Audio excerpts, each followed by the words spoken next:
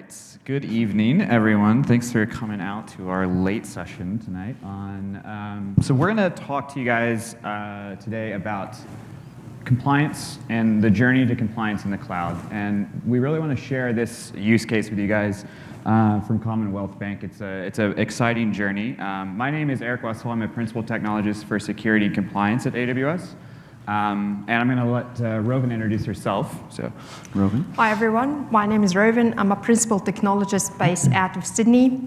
And we have a third speaker. Unfortunately, he couldn't make it with us today, Artem from Commonwealth Bank, but he recorded a video to talk about their journey. So we will co-present, the three of us, both here live and Artem virtually. We know as well this is late and we're holding you from dinner, so promise that will be insightful, but short and sweet. Indeed. Thanks, Rovin. So just a quick recap of sort of how we'll go about this. I'm going to speak to you just a little bit about what we're seeing across the industry from financial services and critical infrastructure in general in the security space, and how we're thinking about the compliance and security use case, especially as it relates to regulated industries. We'll go through some of those compliance challenges. We'll talk about how to achieve compliance and assurance of compliance in AWS in a continuous and automated manner. And then we'll walk through the Commonwealth Bank journey to achieving compliance and continuous verification. And then we'll share some resources that we think are helpful and relevant to this use case. So before we get into the details of compliance in the cloud, we really want to think about why this matters in the context of cloud operations. Like, why is this a cloud operations problem, not just a security problem? If you think about cloud operations in general, it's really about setting up a well-architected foundational environment where you can run your workloads, whether they're regulated workloads or support workloads for infrastructure. We want to make sure that we have a secure platform to host those workloads. We want to make sure that we're able to efficiently operate at scale. And we want to make sure that we're also being cognizant of time, money, cost optimization concerns. We want to be good stewards of the capital we've been trusted with. And so we think, and as anyone who's done a migration to AWS is probably familiar with, like, step number one is that you have to consider operations in your cloud operating model before you start moving workloads to the cloud. We think customers are choosing AWS for their regulated workloads under this cloud operations model, mostly because they're seeing a very significant return on investment. Right? They're being able to lower the cost of their operations. As you can see, we've got some stats up here that we've collected over the years. But we really think, again, the types of scale you're able to achieve, the optimizations you're able to achieve, and the automation and the integrations between our services are really what we think tells a really strong story in this space. So again, our journey to operating at cloud scale, like, what does that mean, right? So if you look at it in the context of the cloud ops model, how does compliance and continuous compliance really fall into that model? We think, sorry, I'm just losing my train of thought here. We think that, like, if you look at these three stages of the operating model, security and compliance really fall into all of the different steps here, but primarily in that setup and operate phase. And whether that's establishing a secure landing zone using something like Control Tower, Security Hub, AWS Config, GuardDuty, CloudTrail, right? Or whether it's operating at scale with things like Systems Manager, Automate, Runbooks, Instant Response. How do we do automatic remediation when we find non-compliant resources, right? So we think there's a very strong cloud ops story here to tell.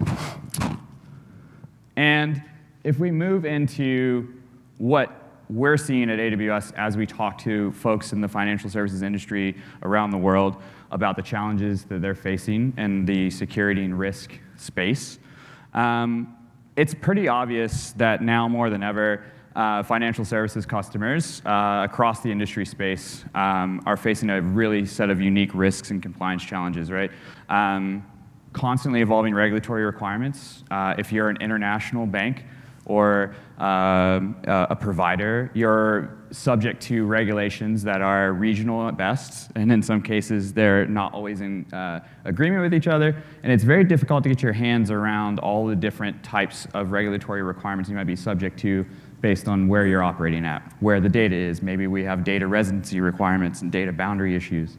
Highly dynamic security threat landscape. I'll share on the next slide some interesting stats I pulled together from disparate data sources about the real threat that's actually progressing throughout 2022 and what we see coming out in 2023 from our forecasting as well. But and of course the stringent reporting documentation requirements. How do you tell your regulators? How do you tell your customers? How do you assure everyone that not only are you actually compliant, but you can evidence those things, right? And doing that in a manner that's also scalable, so you're not stuck doing 15,000 screenshots and trying to print those out and that sort of thing, right?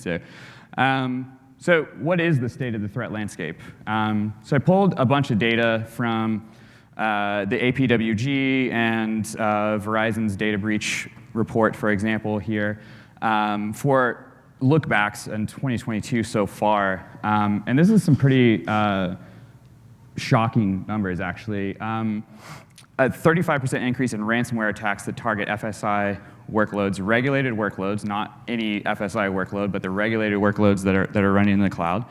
A 77% increase in phishing attacks that target financial services workloads and customers that use them, as well as employees. If you unpack these reports, there's quite a bit of data that's quite interesting, and the links will be in the presentation as well. But and one of the interesting things that I thought really resonates with this concern of what are the key assets that we really need to focus on and protect, and that's data, right? Data is the crown jewel. It's what, again, if you have the strongest controls around your infrastructure, but your data is breached, it doesn't really matter, right? So 27% of the security instances looked back in 2022 for Q1 and Q2 had a confirmed data disclosure. Another 18% had not yet confirmed the data disclosure issue, but they thought that there was one. So that's that's more than a quarter, almost 30% that are likely to have a validated loss of customer data under a regulated workload. That's terrifying, and it really underscores the need to take this stuff pretty seriously. And this is where we're really spending a lot of our time focusing on that sort of data boundary and how do we protect those crown jewels. Furthermore, another 58% of those denial of service attacks were involved as well, right? So of those attacks, they were complex multi-chain attacks that usually involved denial of service as a precursor, and then follow on with additional attack vectors. So a lot of chaos out there to deal with, right? So this is where we want to move into the details, and I'm going to hand this over to Robin here in just a second. But this is what we really think about in regards to breaking down this problem and how we do cloud compliance and assurance again. So if you look at this from the 3 lines of defense model, right? Manage that risk, oversee that risk, and then provide assurance and evidence of that risk management. And this is where we're going to talk about a number of these different services like Config and CloudTrail, Control Tower, Systems Manager, right? As well as Audit Manager and Security Hub and those types of things that allow us to sort of bring all these tools together to provide a comprehensive view of this. So I'm going to hand this over to Robin and let her get into the weeds on this. Thanks, Eric. Yeah, of course. All right, so yeah. As Eric mentioned, with the 3 lines of defense, the first section was manage risk, right? And we want to take advantage of preventative and detective controls. What do we mean by preventive controls? Is controls that are there to prevent issues before it's happening and before the resources get created. Detective controls are controls in place that detect the resources after it got created. And each one of them consists of 2 sections. So preventive controls consist of risk assessment, where you identify a risk. It might be a vulnerability, or could be a potential compromise as well. And you identify this risk, If you don't accept it, then you move to the next phase, which is protection or prevention. And this is where you're going to take action to prevent this risk because it's not in your risk appetite. When it comes to detective controls, it also has two sections. One is threat detection, and second is respond. And threat detection is all about identify unusual pattern to the expected behavior. So, and it's usually looking to the outliners in either logs or maybe a signature or some metrics that you could have where you can outline or pick up on these outliners and identify them, then notify your risk or security ops team. Moving to the next stage of detective controls, that's where the incident response. So now you identify the threat, you're gonna start looking into how you're gonna mitigate it. And that based on either runbooks, where you're gonna do an automated remediation, or if you're happy with it, you can also notify your security team or risk. Cool. So over here, we mapped out all of AWS security services from a detective and preventive control perspective across all of the categories, from identity and access management to data protection, infrastructure, and also incident response. So let's see how Commonwealth Bank have started their compliance journey and look into detective controls and how did they implement their first framework of compliance. And with that, I'll hand over to Artem. Hi everyone, my name is Artem Bednarchuk. I lead Cloud Control Team at Commonwealth Bank of Australia. Let me run you through how AWS has allowed us to transform the way we do governance and compliance in cloud, delivering the better outcomes for our application teams. Before we start, if you haven't heard about Commonwealth Bank, it is the largest bank in Australia with almost 7 million active customers. And one of our primary goals is to extend our digital leadership in the financial service industry to able to bring new products and experience to our customers. And public cloud plays a big part in achieving that goal. We have had a long journey in public cloud with many workloads running, and we are accelerating this journey, which means it's even more important for us to look at new ways how to govern and secure cloud at scale and continue to exceed expectations for our customers and shareholders. The most significant shift in our cloud journey through came from business and their application teams. They wanted to use cloud service in true self-service manner. That gives us two problems to solve. How do we accelerate our journey to cloud safely? And also how we do create a compliant monitoring solution for new self-service consumption model. And it became very clear for us it's not only technology problem. We also had to transform our processes and uplift the culture of accountability with our application teams. So how do we keep business safe but facilitate innovation and agility? As analogy to our roads today, keeping people from excessive speeding but allowed them freedom to drive, it's a real problem. And there are a number of solutions from the placing speed limits and signs, putting speed humps everywhere, or even having driving instructor in every car. But we also can use less intrusive methods, such as random speed checks, placing mobile and fixed cameras to monitor our roads. And what we realized in our existing governance methods were similar to the first three options. Heavy design governance processes, a complex of approval boards, and hand-holding all usage by specialist engineers. Sure, we had periodic controls checks, but they were too infrequent and not comprehensive enough to be an effective governance method for self-service consumptions. As just road technology evolved and created speed cameras as a valuable addition to the governance toolkit, we could do the same across our cloud estate with trust but verify approach. With this new approach of trust but verify in mind, we give application team direct access to the cloud with some native controls in place such as identity, network, and data security. Then, using introspection and automation capability of cloud, we created a detective control framework called Curator. This inspects in real time what teams were doing and whether their usage complied with policies and standards specified by our risk, security, and operation teams. We choose services such as AWS Lambda and AWS Config custom rules to build the Curator because of their seamless integration across AWS platform.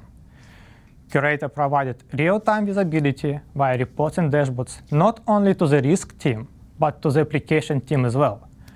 And the important point here, the checks were now data-driven. No longer application teams able to hide behind the excuse, just trust us, we are not experts. With self-service comes increased accountability, and this was an important cultural shift for our application teams to go through. So Curator was built using mixed technologies. For cloud inventory assets and monitoring, we use AWS Config. We create custom rules on Python. We build compliance engine by using Lambda. For alert management, we use DynamoDB. And to keep all compliance data, we create data lake on AWS. So let's see what Curator offered. Curator delivered two things for us. The first was that having real-time visibility gives us more insights about cloud usage and control postures than ever before. And data gave us a significant additional level of confidence that controls were in place with clear remediation actions. And second part was, we managed to change the culture of accountability with our application teams. During our early pilot phase, we received this email which showed that we could now get our application teams to want to improve their risk posture. But making non-compliance visible in real time, we shortened the feedback cycle for application teams, allowing them to make more frequent course correction. So let's talk about what downsides we had with Curator. We had the following challenges with Curator. We written each rule as a custom config rule, which took a lot of efforts to create a new rule. And it's self-written, we also had to test and validate each rule, so practically check the checker. And additional, we had to manage existing rules from update rule settings to review the scope and BIU that needed a lot of hours and efforts from our engineering team. The other issue was scalability. We had challenges how to roll all this framework across 500 accounts. And the data volume those checks created. We are talking about 500,000 checks per day. Running costs. It was such expensive framework. We are not just talking about services and tools, as engineering efforts and hours. So to summarize, speed and scale were two main challenges for us. And then we engaged AWS team to help us with those challenges. Cool. So when we first got engaged by the bank to assess Curator as a framework for compliance, we had to kind of unpack it to check how they build it, what does it offer, and what are the challenges that they have with it. And shortly after the assessment, we realized we can easily change Curator by using AWS Config managed rules, combined with Conformance packs, and continue to leverage the native services of AWS that the bank were using already. So let's talk more about Config and what does it do. So AWS Config is a service that enables customers to assess, audit, and evaluate the configuration of their AWS resources. This includes the resources related, how they related to each other, the history of configuration changes, and also shows you how this configuration relationship changes over the time. AWS Config continuously monitor AWS resources in your account and record these resources configuration change and automate evaluation against a desired configuration of your choice, which is usually your benchmark. You can access the change history and compliance reports either by using AWS Config Console or also the APIs. You can also choose to get notified by SNS if there is any changes were made to these resources. One thing to say as well is AWS Config does deliver change history and snapshot files to S3 if you need to do any further analysis. So to sum up, the value proposition of Config is three things. One is for configuration change management. So you can track any changes were made into your resources across all of your accounts. The second thing is compliance, because you can use AWS Config to implement compliance across all of your organization. And the third one practically is the visibility, because once you enable Config and you get these compliance reports across all of your accounts in the organization and change management, you can aggregate all of this into one management account or one centralized account, and you see all of this in one pane of glass practically. So let's talk about the main features of Config. The first one is Advanced Query. Advanced Query provides a single query endpoint where it gets the current resource metadata without performing any specific service API request. And then it's allow you to also use AWS configuration aggregator to run these queries against all of the accounts in one centralized management account, if you'd like. The second key feature is Conformance Pack. And Conformance Pack is a collection of AWS Config managed rule or custom rules and remediation actions that can be easily deployed as a single entity across set of accounts or the entire accounts in your organization. And one of the key value proposition for Conformance Pack is when you deploy a rule, this rule is immutable. So it cannot be changed by anybody in any of these linked accounts, even admins. The third key feature I want to mention is automated remediation. So you can use AWS Config to automate the remediation for non-compliant resources based on recommended actions. And this is a great segue for compliance as code. Right, so compliance code is critical for scalability. You don't want to do any manual evaluation or creating scenes, especially when you manage hundreds of accounts. It becomes unscalable and undoable as a matter of fact. So let's have a look into how can we implement compliance at a scale. First, we have AWS Config that will continuously evaluate AWS resources configuration for the desired settings we want, and it captures resource configuration snapshot. Once config records, it's normalized the changes into a consistent format and deliver it to your S3 bucket. And this change records and also files are accessed by config console and also APIs. So you see them in the console or through APIs. You also have the option to get notified by SNS topic had any changes been made.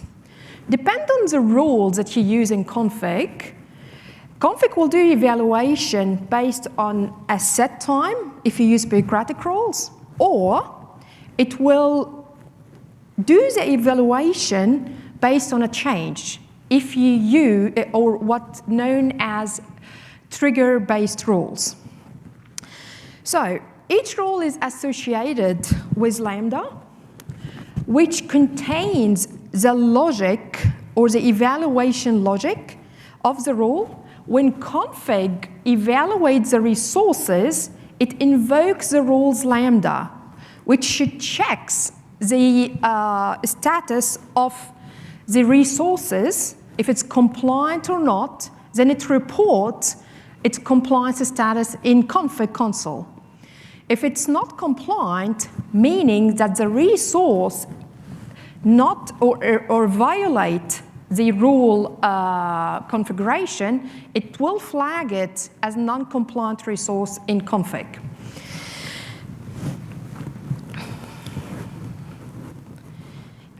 And with that, let's have a look how Commonwealth Bank picked up compliance as a code concept and implemented into their environment. So back to Artem.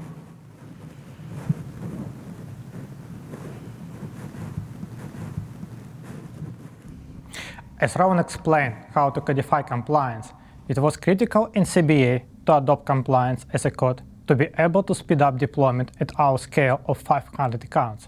So we don't need to implement controls and account by account. We can deploy them at once. So we use CBA GitHub repo to manage all controls, settings, and custom rules. And we integrated with AWS CI/CD services like code pipeline, code commit, and code build to deploy these controls into AWS Config for each account. And we also use S3 to store artifacts. So let's talk about remediations. How we manage remediation process in CBA. Our application team reviews their compliance alert through the dashboards on a regular basis. And if there is new alert, they have to add it into remediation register for risk team review. Our risk team also provides remediation playbooks for common findings, which can be actions or remediated by using Lambda. So we keep all artifacts for auditing in S3. The artifacts are there to tell us to know what was the alert, action taken, and how it was fixed. So this was for our application team. For our centralized security ops, who looks after cloud security across all accounts, we needed to aggregate all these alerts in one place through config aggregator, which is resource type that collect AWS config configuration and compliance data from multiple AWS accounts and region into one single account to get centralized view of all resources, inventory, and compliance status. For data analysis, we use advanced query, which provides a single query functionality and endpoint to get current resource state metadata. So we can use it to perform ad hoc queries against AWS resources, such as viewing all Amazon S3 buckets that have versioning disabled.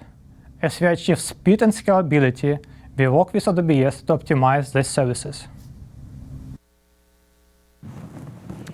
Great. So throughout our engagement with the bank, they have requested a couple of product feature requests to enhance the service.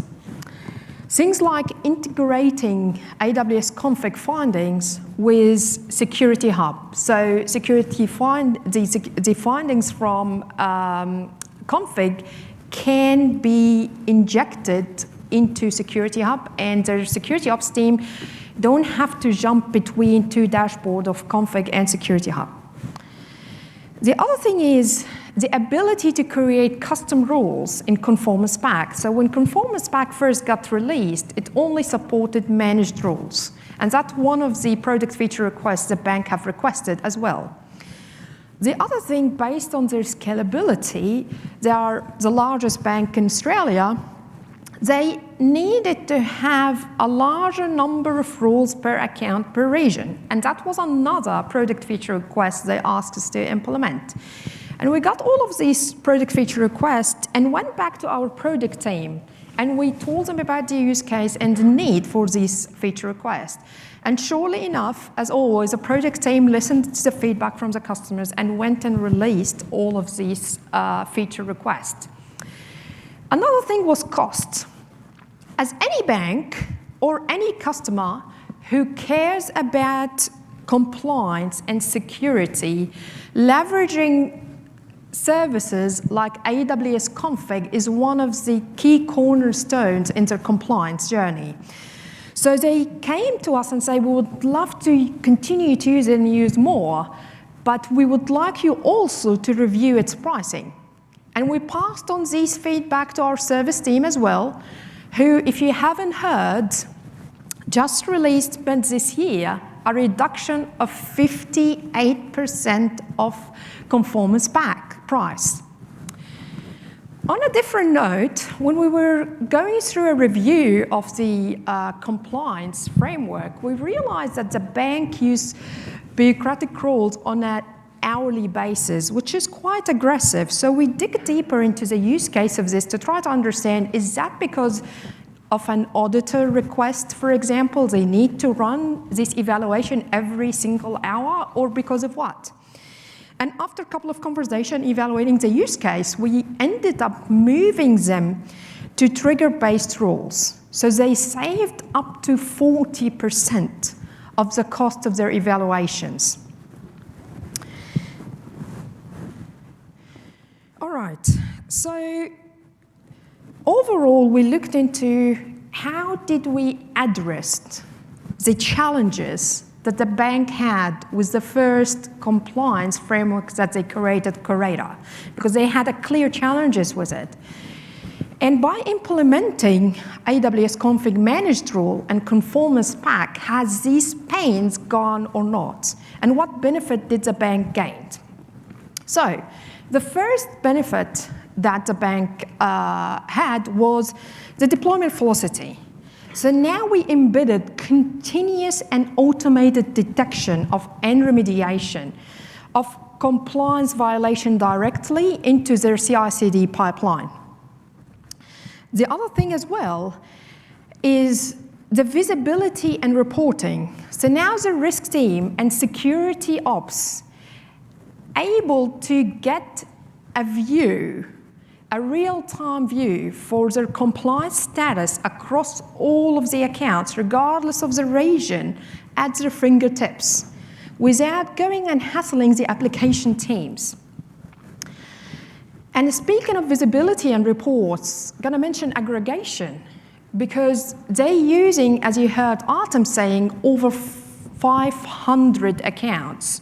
So going through a report across this many accounts could be exhausting.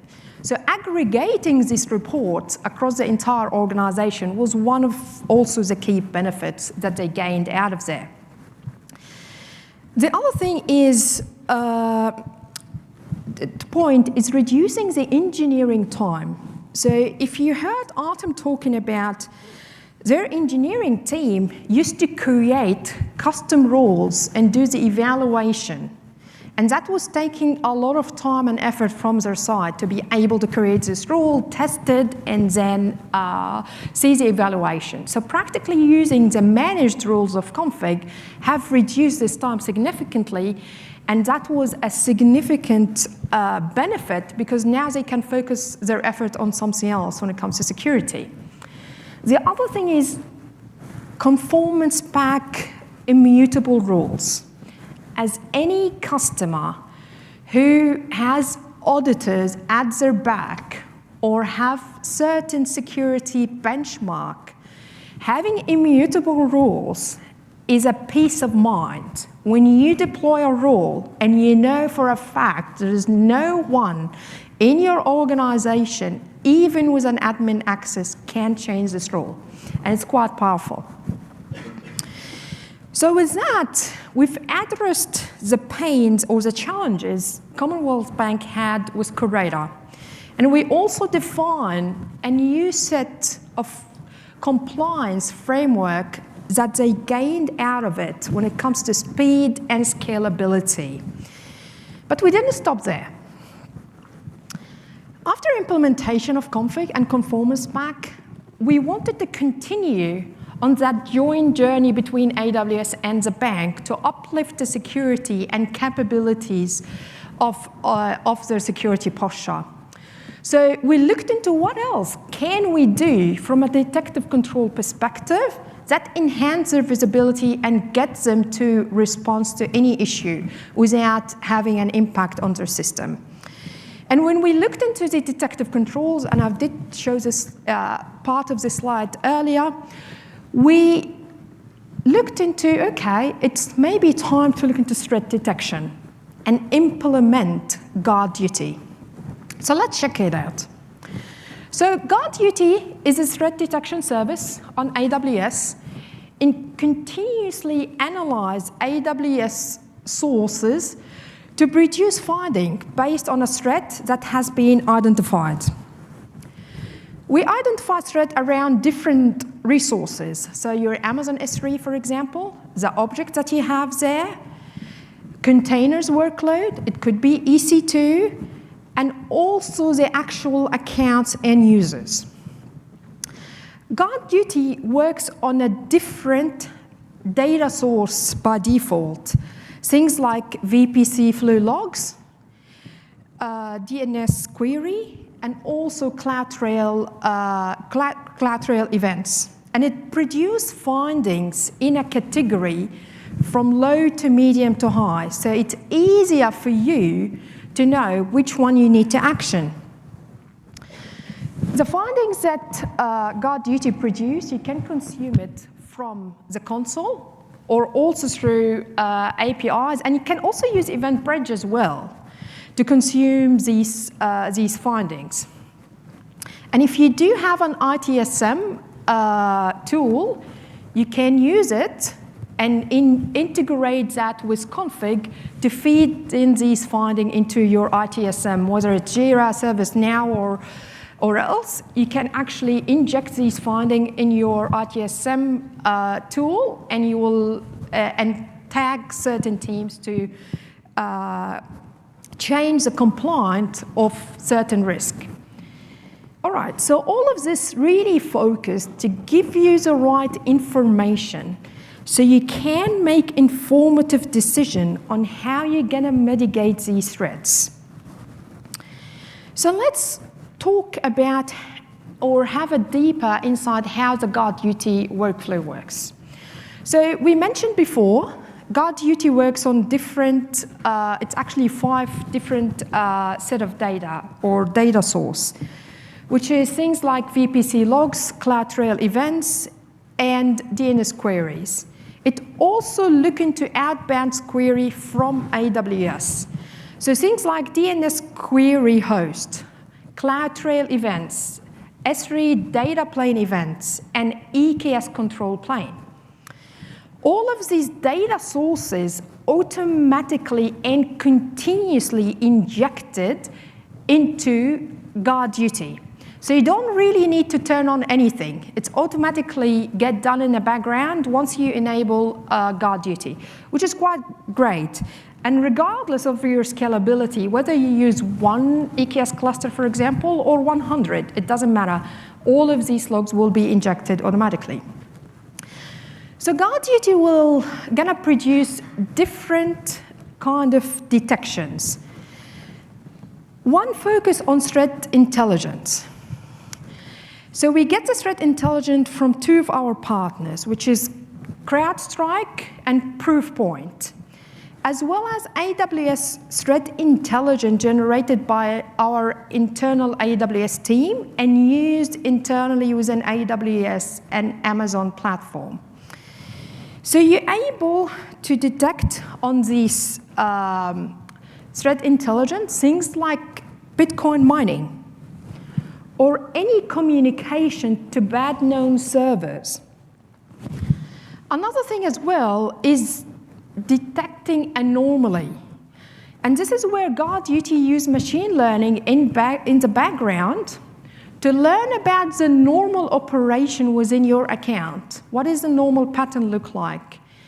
And then it will start detect anomalies and notify you if there is anything. An example of that would be if there is a large amount of object from S3 got retrieved, which you usually don't retrieve this number of files on a regular basis.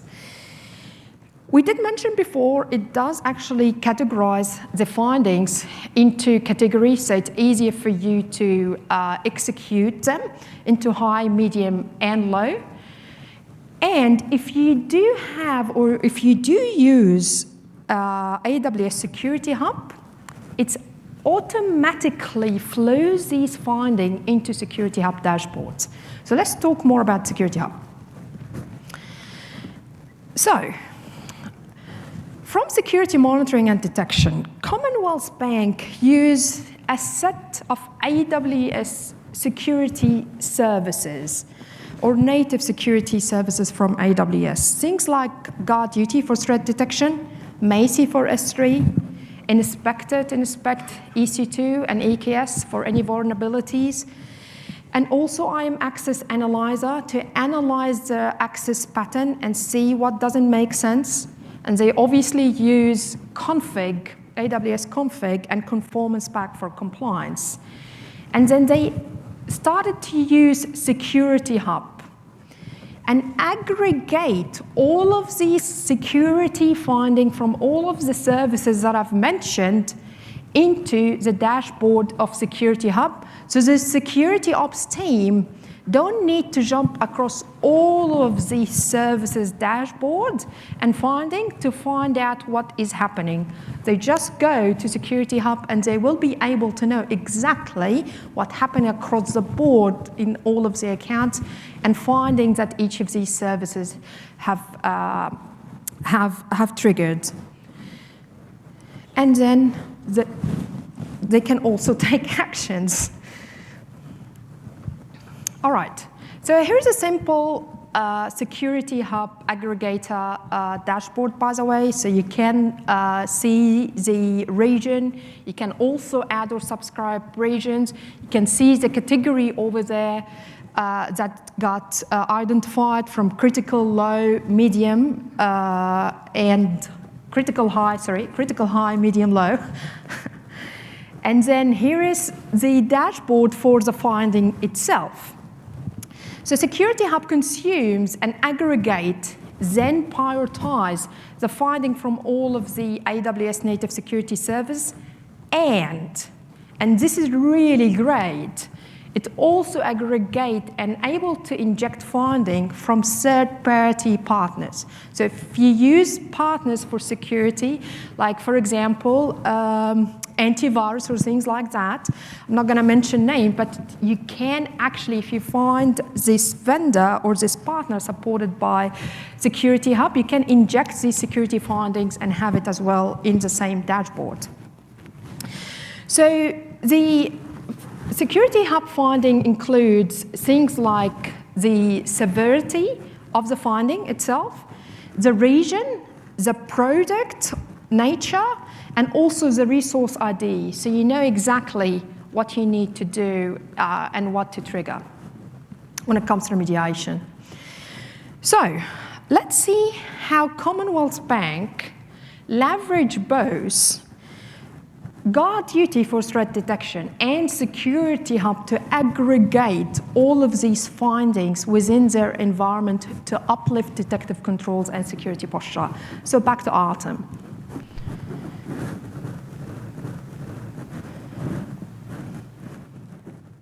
We manage remediation process of AWS Security Hub findings by getting our application team to review the alerts. If there is new alert, they add it into remediation register and get reviewed by risk team and check against existing playbooks. Each alert has a couple of statuses: new, notified, suppressed, resolved, to help each team understand which alert they need to attend to. For example, suppressed means it has been approved exemption by SecOps. Then we built what we called finding workflow using API calls to Security Hub to update finding status at scale. So let's talk more about finding workflow. We used to have a specialist who used to review each alert and change its status based on the remediation register. With the number of findings we got, we need to change this manual process by implementing finding workflow, which we consider to be a self-service framework where each application team has their own portfolio and cloud control GitHub repo. We use YAML file to simplify finding status. All application teams needs to do is to specify account details, role name, and finding status. Then in the background, AWS code pipeline, we start workflow for the team based on the details in the YAML file. This GitOps framework helps us to improve the reliability, visibility, updating, and action all these findings at scale. So let's talk more about alert remediation. Security Hub automatically sends all the new findings and updates all the existing findings to event bridge as an event. We written simple rules to indicate which event could be an interest for us, and what action to take when the event matches a rule.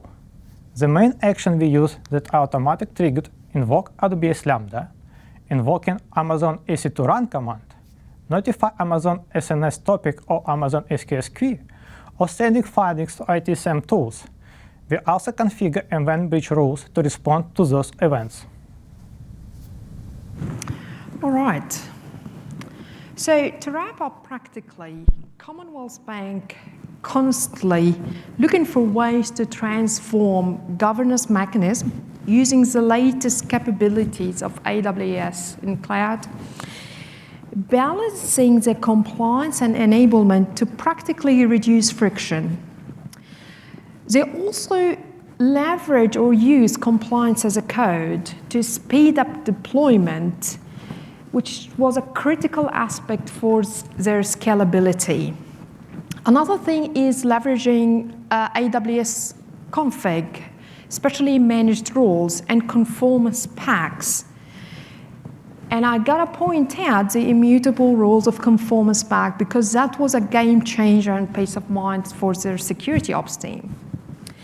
Another thing is reducing the time that was required by their engineers to do all of this heavy lifting of creating rules and doing the evaluation by using native AWS service to do all of this work and aggregate all of these findings for them. So I hope this has given you some insights into how Commonwealth Bank of Australia have went through their compliance journey and what services have they leveraged and what pain they already started with and then shifted to a benefit later on.